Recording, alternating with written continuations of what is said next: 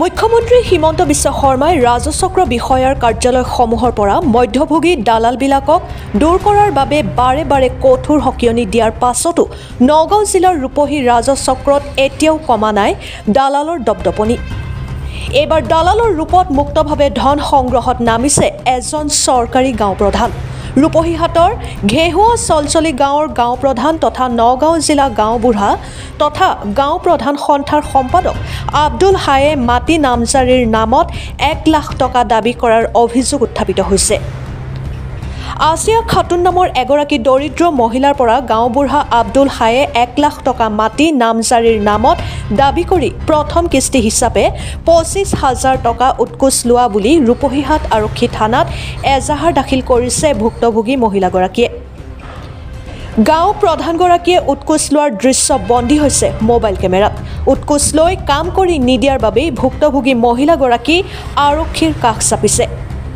এজন চৰকাৰী গাঁও প্ৰধান তথা গাঁও প্ৰধান সন্থাৰ সম্পাদকগৰাকীয়ে দালালৰ ৰূপত অৱতীৰ্ণ হোৱাক কেন্দ্ৰ কৰি ব্যাপক প্ৰতিক্ৰিয়াৰ সৃষ্টি হৈছে ৰাইজৰ মাজত।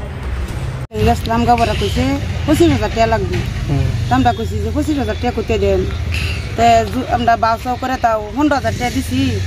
বাদে কাছে কইছি বাদে আই ফুরছি বাদে এক সপ্তাহ পরে গেছি কয় 1 লাখ টাকা লাগবে না গরিব পেরে 1 লাখ টাকা কইবে আর 1 লাখ টাকা দিলে গাবনা মাটি টিকি দিব গারুড়া রেকর্ডিং করতে আছে ভিডিও আছে 15,000 টাকা দিছি আমরা এসে মাটির উদ্দেশ্য মাটি ইজাহার দিবার লাগিয়া আমার বাপের নাম হইছে আলিমউদ্দিন বাপের মাটি হইছে মোট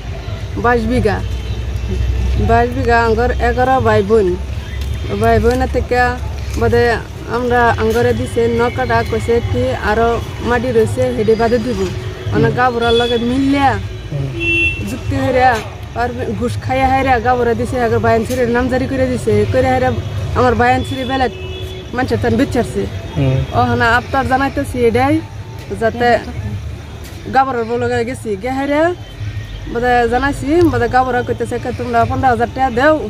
বাদে মাটি নাম জরিয়ে দেম দিলে বাদে তুঙ্গর হয়ে যাব বাদে আমরা গেছি গেলে 15,000 টাকা দিছি দিলে বাদে গেছে যাও ওইব বাদে 1 সপ্তাহ বাদে গেহারে গেছি 1 সপ্তাহ বাদে গেছি গেহারে কি আর 1 লাখ টাকা লাগে 1 লাখ টাকা দিলে মাটি নাম জরিয়ে দিব বাদে আমরা 1 লাখ টাকা করতে দেব আমরা গরিব মানুষ দিবার হইতাম না তো খেল থানাত আওয়া হয়েছে উপযুক্ত হিসাবে আন্নাগর্তান অনুরোধ জানাইলাম। নগাঁৱৰ পৰা বিভূতি বৰা ৰিপৰ্ট, সুহানা লাইভ।